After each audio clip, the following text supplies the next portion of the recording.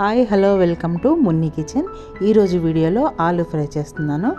నేను ఎంత సింపుల్గా చేస్తానో చూపిస్తాను. చాలా బాగుంటుంది. సాంబార్లోకి కానివ్వండి, రసంలోకి కానివ్వండి, పప్పుచారులోకి కానివ్వండి, చాలా బాగుంటుంది. ఫ్రై చేయడానికి 1/2 kg అంతా ఆలు తీసుకున్నాను. దీన్ని పొట్టు తీసేసి చిన్న చిన్న ముక్కలుగా కట్ చేసుకొని కడిగి రెడీగా పెట్టుకున్నాను. నేనైతే ఈ సైజ్ కట్ చేశాను. మీరు ఏ సైజ్ అయినా కట్ చేసుకోవచ్చు.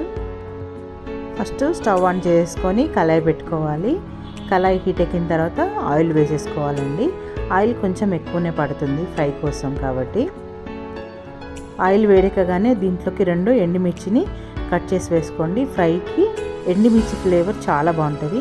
తర్వాత కొంచెం శనగపప్పు, దానికంటే కొంచెం తక్కువ మినపప్పు వేసుకోండి. ఫ్రైతో పాటు అది కూడా తింటుంటే చాలా బాగుంటుంది. కొంచెం కరివేపాకు వేసుకోండి.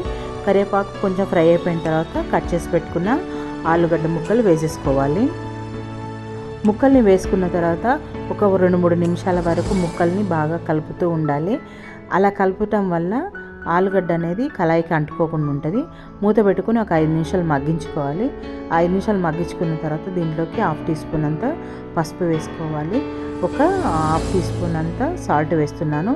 నాకు కారంలో సాల్ట్ ఉంది, అల్లం ఎల్లిగడ్డ పేస్ట్లో కూడా సాల్ట్ ఉంటుంది. తర్వాత మనము దీనిలో నంచుకోవడానికి చేసుకుంటున్నాం కాబట్టి ఇందులో ఎంత తక్కువ వేసుకుంటే అంత మంచిదన్నమాట. అందుకని నేను కొంచెమే వేసాను. ఈ 2 బాగా కలిసేటట్టు కలుపుకొని ఒక 5 నిమిషాల వరకు మళ్ళీ మూత పెట్టుకున్నాం అనుకోండి, మనకు ఆలుగడ్డ అనేది మగ్గిపోతుంది. ఇప్పుడు మూత తీసి ఆలుగడ్డను కలుపుకోవాలండి, లేకుంటే అడుగంటుతూ ఉంటాయి. కొంచెం కేర్ఫుల్గా కలుపుకుంటే మనకు ముక్కలు అనేవి చితికిపోకుండా ఉంటాయి అన్నమాట. చూడండి, అడుగంటకుండా ఉంటాయి. ఇలా కలుపుతూ ఉండాలి మధ్య మధ్యలో. మనకి ముక్క అనేది కొంచెం కలర్ వచ్చేసింది కాబట్టి ఇప్పటి నుంచి మూత పెట్టొద్దు. ఇప్పుడు మనము మూత పెట్టకుండానే సిమ్లోకి పెట్టేసుకొని ఆలుని కలుపుతూ ఉండాలన్నమాట.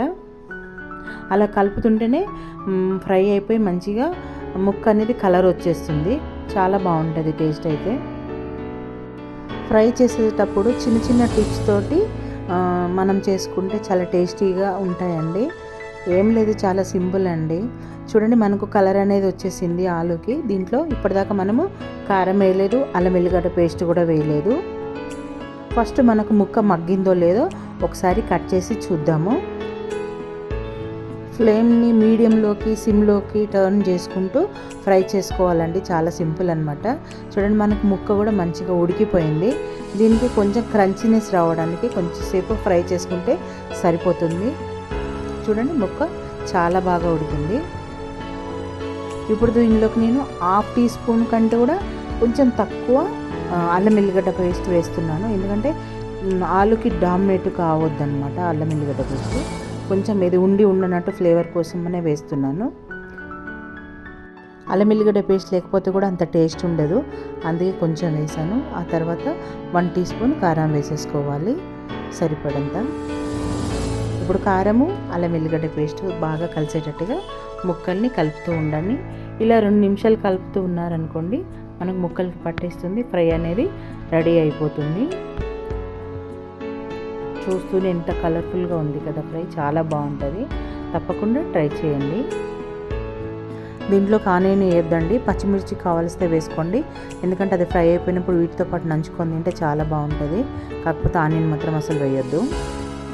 లాస్ట్లో దీంట్లో కొంచెం కొత్తిమీర వేసుకున్నాం అనుకోండి, అదిరిపోతుంది. ఈ వీడియో కనుక మీకు నచ్చినట్లయితే తప్పకుండా మీరు లైక్ చేయండి, సబ్స్క్రైబ్ చేసుకోండి. ప్లీజ్ సపోర్ట్ చేయండి.